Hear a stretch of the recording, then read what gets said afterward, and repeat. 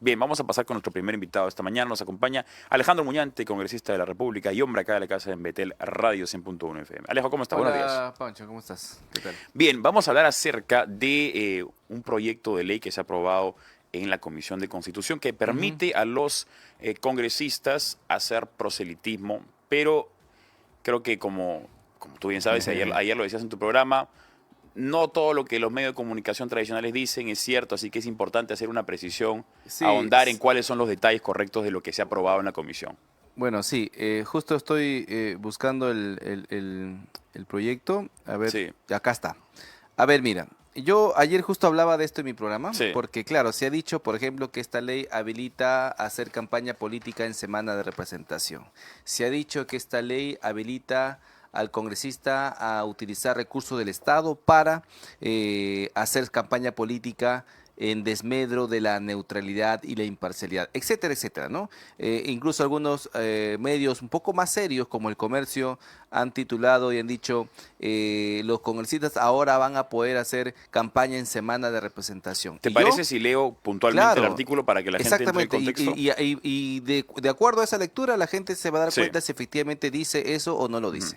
Dice, artículo 25A, que plantea incorporar en el reglamento del Congreso. Los parlamentarios en ejercicio de sus funciones pueden expresar, defender y promover las posiciones ideológicas, programáticas y partidarias sin que ello constituya infracción al deber de imparcialidad y o neutralidad. Esto no habilita actividades de proselitismo político en horarios en los que se desarrollen las sesiones de comisiones, en las que son miembros y o del Pleno del Congreso, salvo se solicite licencia de goce de haber. Muy bien, a ver, yo pregunto, ¿un parlamentario puede expresar sus ideas políticas y partidarias? Sí, Ujú. lo hacemos todo el tiempo. Es correcto. Cuando discutimos en el Pleno y aprobamos o rechazamos una ley en función a nuestra posición política. Cuando asisten a un medio de Además, comunicación, también expresan exactamente. ideas. Además de eso, es un derecho constitucional y fundamental de todo peruano expresar sus ideas libremente, Ujú, porque existe la libre difusión de ideas, la libertad de expresión, ujú. la libertad de creencia, la libertad de pensamiento. Entonces, este primer párrafo del artículo no tiene, es como es una obviedad, Sí. ¿no? Nadie tiene por qué incomodarse. Pero claro, como en este país lo obvio a veces resulta, digamos, sorprendente, Ujú. ¿no? O inusual, es que se tiene la necesidad de plasmarlo en un artículo del reglamento.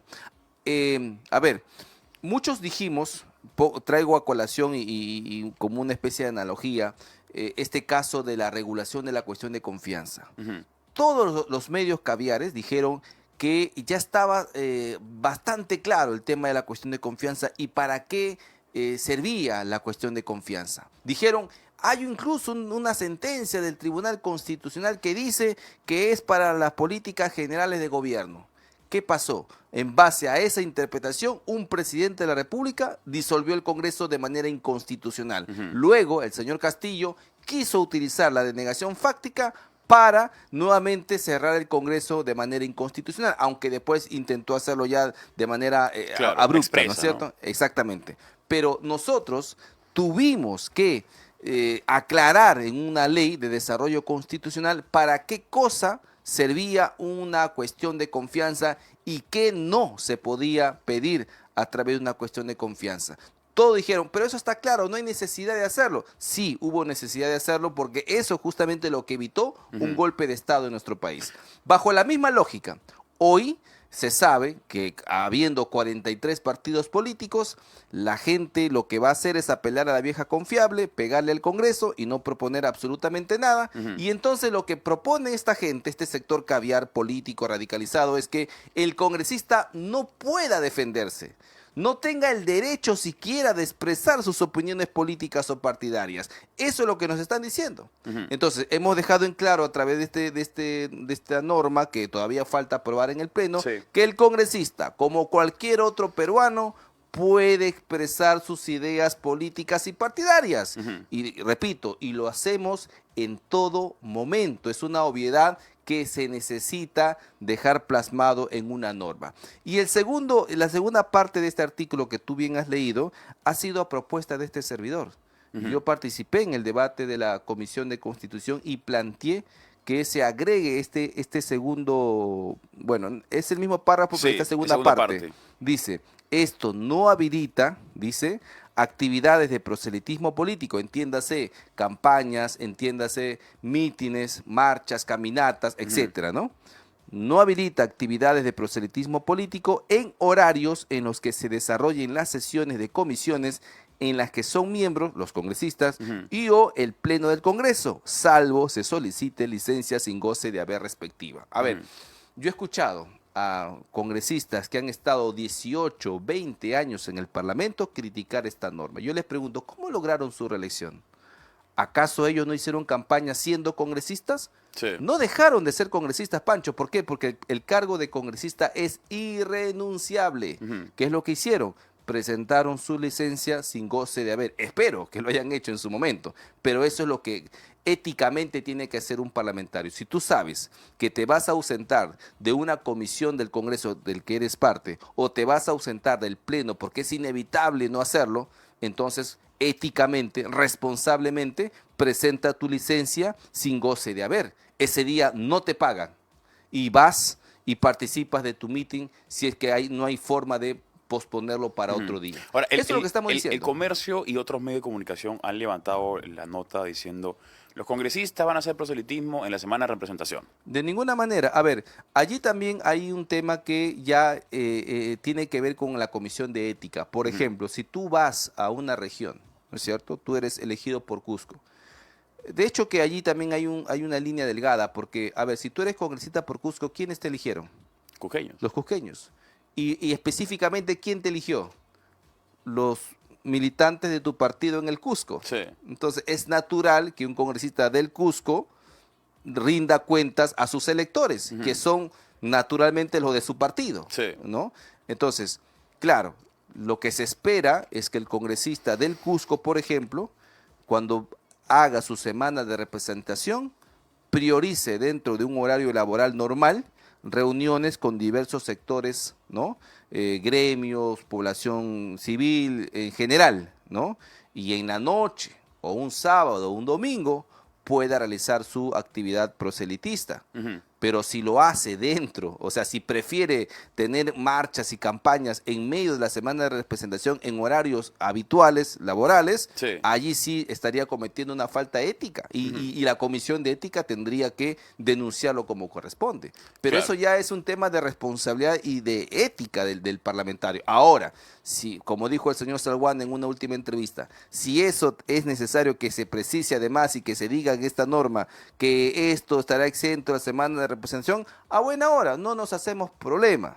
No nos Ujú. hacemos problema, pero ojo, esto sí podría afectar de una u otra manera a los congresistas que son de provincia, porque los de Lima no, pues, Sí. aquí yo estoy en Lima todo el tiempo y acá estoy en la mañana en el Congreso y en la noche puedo estar con mis partidarios, ¿no es cierto? Ujú. Pero el de provincia, Sí. entonces habría que analizar bien eso, ¿no? Ayer mencionabas algo interesante también, que es que si repasamos el histórico de las veces cuando sí estaba permitida la reelección parlamentaria, que dicho sea de paso fue una tontería de Vizcarra Claro, eliminar la reelección porque truncas la carrera de cualquier persona que quiera dedicarse a la política. exacto. Tiene que verse la política como una profesión, como Y una porque carrera. además, Pancho, hay algo que ahí que quiero precisar. A diferencia de un ministro, de un gobernador regional, de un alcalde, Ujú. que sí se le exige renunciar 6 meses antes, se les exige renunciar porque ellos sí pueden renunciar. El congresista no puede renunciar. Ujú. Y segundo, ellos manejan presupuesto público. Ujú. Ellos sí hacen obras. Ellos sí podrían canjear dádivas por votos. Ujú. El congresista no. El congresista no tiene presupuesto, no maneja presupuesto, no hacemos obras. Ujú. O sea, no habría una ventaja sobre otro candidato, a menos que la exposición mediática. Pero no todos los congresistas tienen exposición mediática. Y si la tienen es porque se la han ganado pulso, Ujú. ¿no es cierto?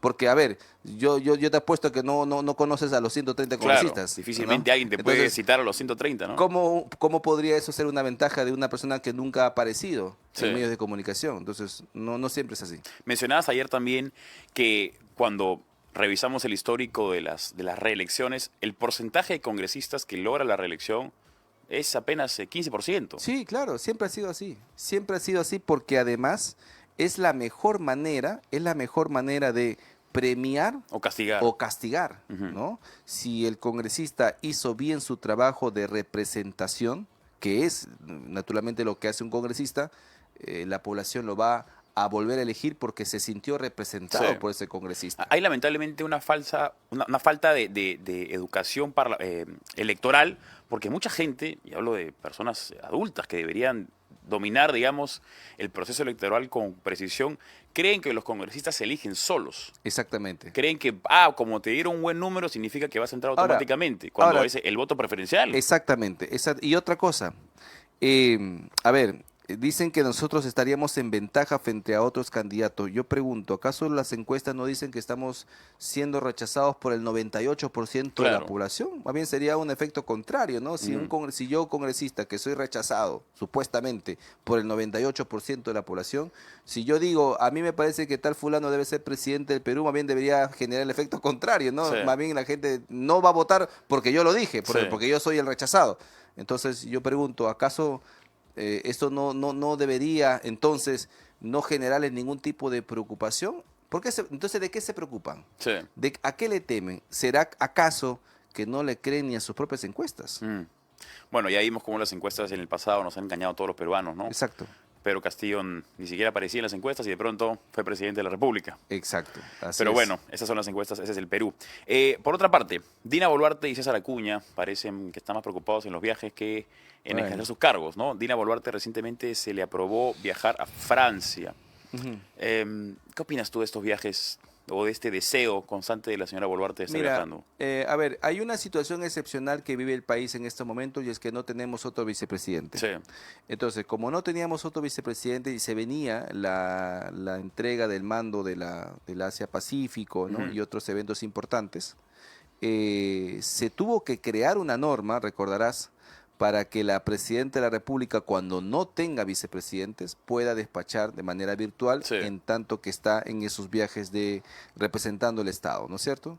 Entonces, pero cuando se hizo esa norma se agregó, se puntualizó que solo era para temas excepcionales o urgentes en donde es imprescindible la presencia de la presidenta. Ujú. Entonces, cuando después vimos que comenzó a solicitar viajes para todos lados, incluso solamente para darle la mano a Joe Biden en una escalera, dijimos, esto está haciendo uso y abuso Sí. de esta ley. Entonces decidimos no darle más los permisos de viaje. Ujú. Ahora, se le dio para el tema del Papa, ¿no es cierto? Sí. Que ahí tenía un poco de sentido, claro, porque es un una, Papa peruano, una situación pues, ¿no? extraordinaria. Sí. Allí sí cumplió el molde. Ujú. Pero cuando solicita pues para irse a la asunción de mando de un presidente o para irse a la Convención de los Océanos, Sí. no reviste la importancia. Por eso nosotros como Renovación votamos en contra. Ujú. Ahora, a pesar de nuestro voto en contra, obtuvo los votos necesarios para poder viajar. Pero allí sí debo pedir la precisión a los diferentes medios, porque dice, el Congreso le otorgó el viaje. No, fueron la mayoría,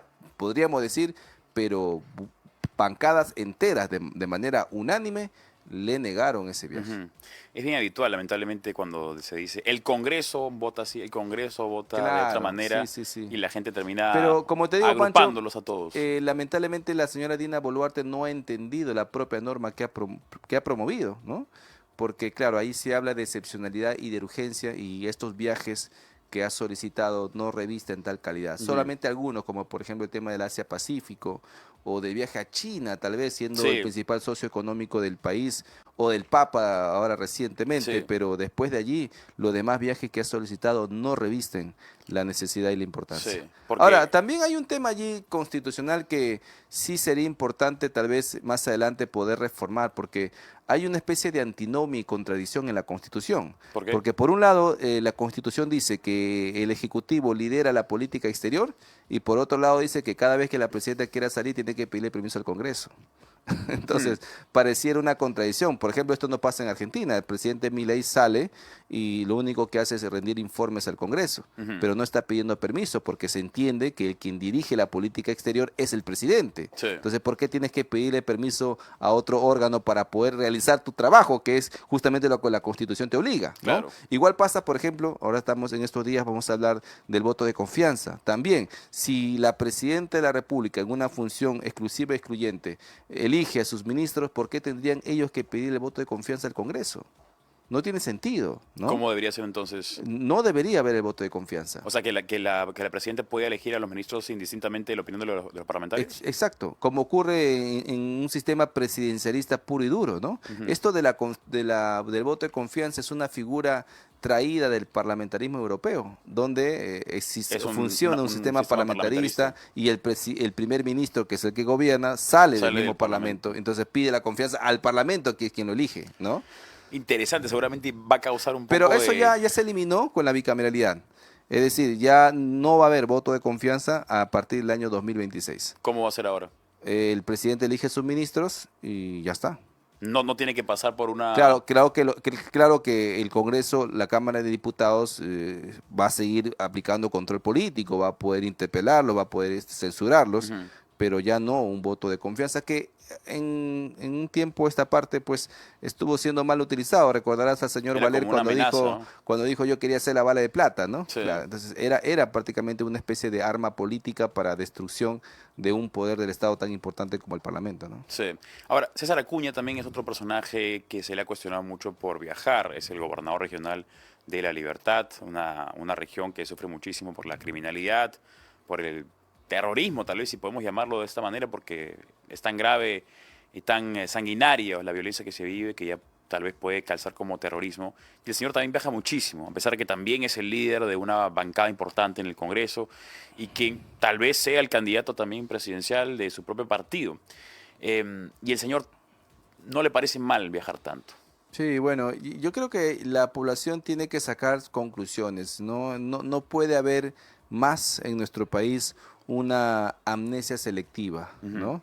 Yo creo que lo que está viendo hoy, lo que está siendo testigo hoy la población con estas autoridades que en medio de situaciones de emergencia prefieren salir de vacaciones o cosas por el estilo, tiene que necesariamente tener una factura en el 2026, ¿no?